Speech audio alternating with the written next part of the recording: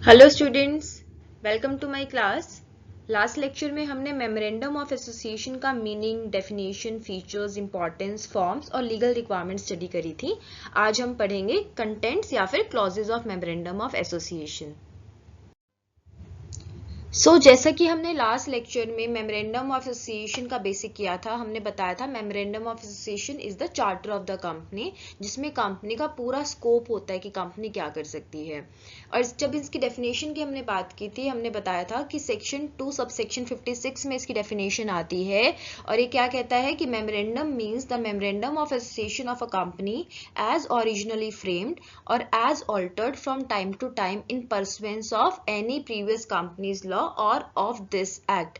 मतलब memorandum of association किसको कहोगे? जो इनकॉर्पोरेशन के टाइम बना है एज ओरिजिनली फ्रेम्ड, या फिर किसी प्रीवियस कंपनीज एक्ट मतलब 1956 या इस एक्ट के द्वारा उसमें कोई ऑल्ट्रेशन की गई है और as altered from time to time, इसको आप बोलोगे मेमोरेंडम ऑफ एसोसिएशन। आज का हमारा टॉपिक है contents of memorandum of association, जिसके बारे में कंपनीज एक्ट के सेक्शन 4 में बताया गया है कि मेमोरेंडम ऑफ एसोसिएशन में 6 क्लॉजेज लिखे जाते हैं। इसमें वो कौन कौन से क्लॉजेज होते हैं? First one is name clause, second situation clause, third is object clause, fourth liability clause, fifth capital clause and sixth one is association clause. इन सब क्लॉजेज को आज हम डिस्कस करेंगे one by one. First one is name clause, जो कि section 4 subsection 1 clause A में आता है। नेम क्लॉज बेसिकली कंपनी का लीगल नेम बताता है, जिस नाम के साथ कंपनी अपना बिजनेस करेगी। जैसे हम सबका नाम होता है और कंपनी भी एक आर्टिफिशियल पर्सन ही है, तो नाम कंपनी को आइडेंटिटी देता है और सबसे पहली रिक्वायरमेंट है ये एमओए की। बट कुछ बातों का ध्यान रखना चाहिए जब हम नाम को चूज करें as per companies incorporation rule 2014। इसमें क्या क्या चीजें आती है? सबसे पहले the name must not be undesirable. Undesirable का यहाँ मतलब क्या है? Undesirable in the opinion of central government, मतलब कि नाम कभी भी किसी एग्जिस्टिंग कंपनी के जैसा उसके आइडेंटिकल नहीं होना चाहिए, क्योंकि अगर दोनों का नाम आइडेंटिकल है कंपनीज का तो ये पब्लिक के माइंड में कंफ्यूजन क्रिएट कर सकता है। तो कभी भी दो नाम सेम नहीं होने चाहिए।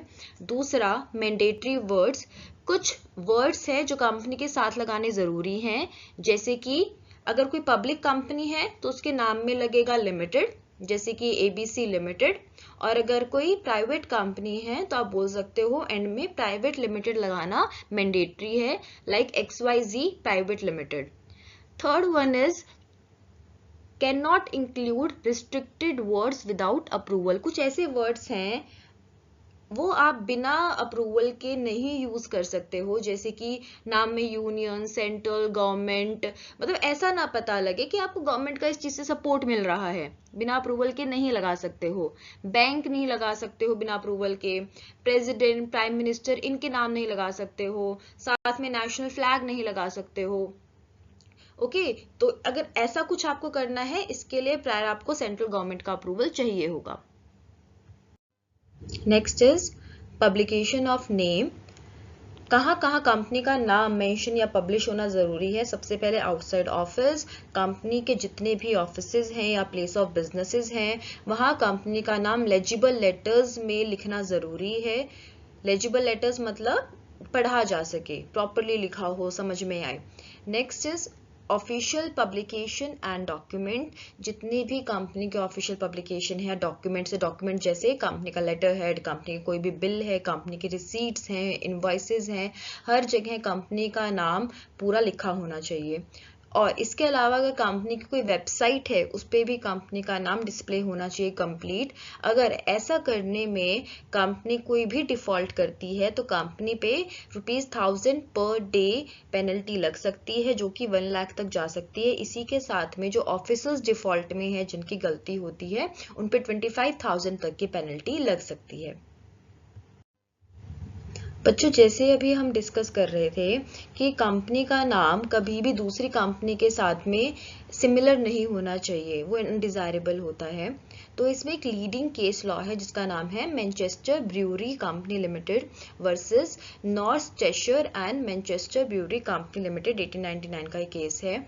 इस केस में हुआ क्या, जो प्लांटिफ था वो था मैनचेस्टर ब्रूअरी कंपनी लिमिटेड। इसने केस किया था, प्लांटिफ मतलब जिसने केस किया है, जो कि एक लंबे समय से काम कर रही थी वो कंपनी उस एरिया में, मैनचेस्टर एरिया में, और डिफेंडेंट था जिस पे केस हुआ था वो था North Cheshire and Manchester Brewery Company limited.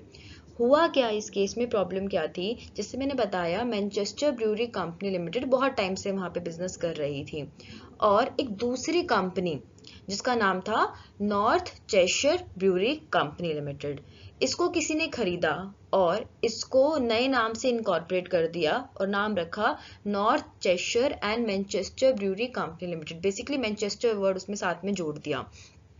अब ये बात जब मैनचेस्टर ब्रूअरी कंपनी लिमिटेड को पता लगी, उन्होंने इनको सू कर दिया और साथ में दलील दी कि जो डिफेंडेंट है इनका नाम कंफ्यूजन क्रिएट कर सकता है पब्लिक के माइंड में, क्योंकि देखो दोनों में ये नाम सिमिलर है, मैनचेस्टर ब्रूअरी कंपनी लिमिटेड, तो लोगों के माइंड में आ सकता है कि दोनों का मर्जर हो गया, अमलगमेशन हो गया है, जबकि दोनों के दोनों सेपरेट एंटिटीज हैं, दोनों का आपस में कोई रिलेशन नहीं है।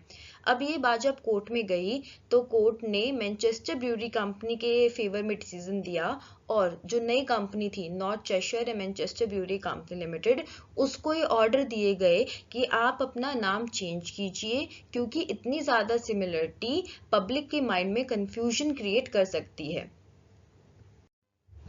Next clause is situation clause. इसको आप registered office clause, domicile clause या प्लेस क्लॉज भी कह सकते हो, एक ही चीज होती है। ये सेक्शन 4 सबसेक्शन 1 क्लॉज बी में आता है कंपनीज एक्ट 2013 के। जैसे कि देखो नाम से पता लग रहा है, सिचुएशन, रजिस्टर्ड ऑफिस, डोमिसाइल या प्लेस, ये क्या बता रहा है, कंपनी सिचुएटेड कहाँ है। तो इस क्लॉज में कंपनी का एड्रेस लिखा जाता है, स्पेसिफिकली कौन से स्टेट में कंपनी सिचुएटेड है, एक स्टेट से ये स्पेसिफाई हो जाता है कि कौन से रजिस्ट्रार ऑफ कंपनीज का जुरिसडिक्शन यहाँ पे लगेगा। Okay, so at the time of incorporation आप क्या करोगे, मेमोरेंडम में कंपनी का स्टेट लिख दोगे, कौन सी स्टेट में कंपनी बनाओगे आप लोग, ताकि उस स्टेट के आरओसी के पास में सारे डॉक्यूमेंट्स यहाँ पे फाइल हो जाएंगे। अब जो एग्जैक्ट एड्रेस है, देखो मेंशन तो एग्जैक्ट एड्रेस भी हम लोगों को करना है, लेकिन इसके लिए टाइम दिया जाता है कि आप इनकॉर्पोरेशन के 30 दिन के अंदर अंदर उसको फाइल कर सकते हो, या फिर जब हम कमेंसमेंट ऑफ बिजनेस का डिक्लेरेशन देते हैं उस टाइम या उससे पहले, जो पहले आए, मान लो आपने इनकॉर्पोरेशन के 25 दिन में अगर कमेंसमेंट कर रहे हो तो उस टाइम, तो विच एवर इज अर्लियर, आपको कंपनी का कंप्लीट एड्रेस वहां पे मेंशन करना होता है। So this is the official address of the company. So जितनी भी कम्युनिकेशन होती है कंपनी के साथ में वो इस एड्रेस पे हो सकते हैं, जितने भी नोटिस भेजे जाएंगे, लीगल कम्युनिकेशन, गवर्नमेंट के साथ कम्युनिकेशन इस पर्टिकुलर एड्रेस पे होती है। इसके अलावा कंपनी के जितने भी लीगल डॉक्यूमेंट्स है, बुक्स ऑफ अकाउंट है, वो रजिस्टर्ड ऑफिस पे ही मिलेंगे। अगर किसको मान लो इंस्पेक्शन करना है, वो कंपनी के रजिस्टर्ड ऑफिस पे जाके इंस्पेक्ट कर सकता है। Third clause in MOA is object clause which comes under section 4 subsection 1 clause C। बच्चे जितने भी क्लॉजेज हैं सबसे इम्पॉर्टेंट है ऑब्जेक्ट क्लॉज। क्यों? ये वो क्लॉज है जिसमें कंपनी का पर्पस लिखा होता है, ऑब्जेक्ट लिखा हुआ होता है कि जिस काम के लिए कंपनी को बनाया गया है, कंपनी की स्कोप ऑफ एक्टिविटीज, जो कंपनी काम कर सकती है, सब चीज ऑब्जेक्ट क्लॉज में लिखी होती है, जिससे बाहर कंपनी जाके काम नहीं कर सकती। सो बेसिकली जो हम कह रहे हैं आउटसाइडर्स के रिलेशनशिप सेट करता है, वो यही क्लॉज मेनली करता है, क्योंकि आउटसाइडर्स इस क्लॉज के द्वारा जान सकते हैं कि कंपनी कौन सी बिजनेस एक्टिविटी कर सकती है, किसके उसको अथॉरिटी है। इसके अलावा आप बोल सकते हो डायरेक्टर्स जो कि कंपनी को चला रहे हैं, कंपनी के फंड यूज कर रहे हैं, वो जो बिजनेसेस ऑब्जेक्ट क्लॉज में लिखे हुए हैं उसी के लिए यूज कर सकते हैं, कहीं और यूज नहीं कर सकते, तो प्रॉपर्टी का, आपके फंड्स का मिसयूज नहीं होता इसकी वजह से। अब ऑब्जेक्ट क्लॉज में क्या लिखा जाता है? ऑब्जेक्ट क्लॉज में दो चीजें लिखी जाती है। सबसे पहला होता है मेन ऑब्जेक्ट, जिसके लिए कंपनी बनाई गई है, प्राइमरी ऑब्जेक्टिव लिखा होता है।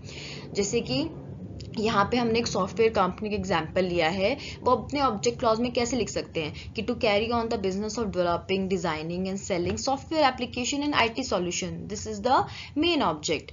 और सेकंड इसमें आता है एंसिलरी या इंसिडेंटल ऑब्जेक्ट। मेन ऑब्जेक्ट को पूरा करने के लिए, अचीव करने के लिए भी कुछ एक्टिविटीज करनी होती हैं जो कि एंसिलरी ऑब्जेक्ट्स में आती हैं, कि इसके लिए to acquire land, building, computer and equipment necessary for carrying on the main business। ये सारे ancillary objects में आते हैं, तो इसके लिए भी कंपनी फंड्स का यूज कर सकते हैं इन दोनों चीजों के लिए। अब यहाँ पे जितने भी ऑब्जेक्ट क्लॉज में चीजें दी गई है, इससे बाहर जाके कंपनी कोई काम नहीं कर सकती। अगर ऑब्जेक्ट क्लॉज से बाहर जाके कंपनी कोई काम करती है, उस एक्ट को बोला जाता है अल्ट्रा वायर्स। अल्ट्रा वायर्स मतलब which is beyond the power. और अल्ट्रा वायर्स अगर कोई भी चीज होती है वो वॉइड कहा जाता है, समथिंग विच इज इनवैलिड। इसके लिए एक लीडिंग केस लॉ है Ashbury Railway Carriage and Iron Company Limited versus Riche, जिसको मैं अल्ट्रा वायर्स की डॉक्ट्राइन में आपको पढ़ाऊंगी। Fourth clause in MOA is liability clause, which comes under section 4 subsection 1 clause D। इसमें क्या बोला गया है, इसमें कंपनी के मेंबर्स की लाइबिलिटी बताई जाती है। देखो हम ऑलरेडी कर चुके हैं इस बारे में, लाइबिलिटी ऑफ मेंबर्स के बारे में स्टार्टिंग में ही, कि 3 तरीके से लाइबल होते हैं मेंबर्स। या तो होंगे लिमिटेड बाय शेयर्स, या फिर लिमिटेड बाय गारंटी, या अनलिमिटेड कंपनी। अनलिमिटेड कंपनी हमारे यहाँ नहीं होती, बट फिर भी बताया गया इसके बारे में। तो 3 तरीके हमने बताया। लिमिटेड बाय शेयर्स कंपनी हो सकती है, यहाँ पे मेंबर्स की लाइबिलिटी लिमिटेड होती है to the unpaid amount on their shares. अगर है कंपनी लिमिटेड बाय गारंटी, यहाँ पे मेंबर्स की लाइबिलिटी लिमिटेड होती है जितना उन्होंने at the time of incorporation बताया था कि वाइंडिंग अप में हम एसेट्स में इतना कंट्रीब्यूट करेंगे। उनकी लाइबिलिटी वहां तक है, उन्होंने बोला है 5 लाख, तो 5 लाख तक उनकी लाइबिलिटी, इससे ज्यादा कंपनी उनसे नहीं मांग सकती। नेक्स्ट है in the case of unlimited company, यहाँ पे मेंबर्स की अनलिमिटेड लाइबिलिटी होती है। मतलब कंपनी के एसेट से भरपाई नहीं हुई कंपनी के डेट्स की, तो उनके पर्सनल एसेट भी यूज किए जा सकते हैं। ये नहीं चलता इंडिया में। सो बेसिकली अगर लिमिटेड होती है यहाँ पे कंपनी में मेंबर्स की लाइबिलिटी, तो एक तरीके से जो शेयर होल्डर्स हैं उनको प्रोटेक्शन मिलती है कि पर्सनल फाइनेंशियल रिस्क उनको नहीं आएगा, उनकी पर्सनल प्रॉपर्टी एक तरीके से सेफ रहेगी। Fifth clause in MOA is capital clause, which comes under section 4 subsection 1 clause E। Capital clause में 2 बातें बताई जाती है मेनली। सबसे पहले कंपनी की ऑथराइज शेयर कैपिटल कितनी होगी। ऑथराइज शेयर कैपिटल बच्चे होती है कंपनी की मैक्सिमम कैपिटल, वो जो लाइफ टाइम में रेज कर सकती है। दूसरा, ये जो उसकी ऑथराइज शेयर कैपिटल है, इसका डिवीजन भी यहाँ पे बताया जाता है कि भाई शेयर कैपिटल में इतने शेयर्स हैं और इतनी उनकी नॉमिनल वैल्यू है। जैसे कि एग्जाम्पल के थ्रू हम समझ सकते हैं, ऐसे लिख सकते हो आप कैपिटल क्लॉज में, the authorised share capital of the company is ₹10 lakh divided into 1 lakh equity shares of ₹10 each. तो दोनों चीजें यहाँ पे बताई गई है। कंपनी के ऑथराइज शेयर कैपिटल 10 लाख है और इनका डिवीजन भी बताया गया है। 10 लाख में 1 लाख शेयर्स हैं, 1 शेयर की वैल्यू है 10 रुपए। तो ये चीजें हमारे कैपिटल क्लॉज में लिखी जाती है। बेसिकली लोगों को ये पता लग जाता है कंपनी की फंड रेजिंग लिमिट क्या है, उससे ज्यादा कंपनी रेज नहीं कर सकती है। इन्वेस्टर और क्रेडिटर्स को कंपनी का फाइनेंशियल बेस पता लग जाता है। साथ ही साथ जितनी भी हमारी कंपनीज हैविंग शेयर कैपिटल हैं, उनके लिए ये क्लॉज कंपलसरी है, उन्हें बताना जरूरी है उनके कैपिटल क्लॉज के बारे में। Last and sixth clause in MOA is association clause, जिसको आप सब्सक्रिप्शन क्लॉज भी कह सकते हो।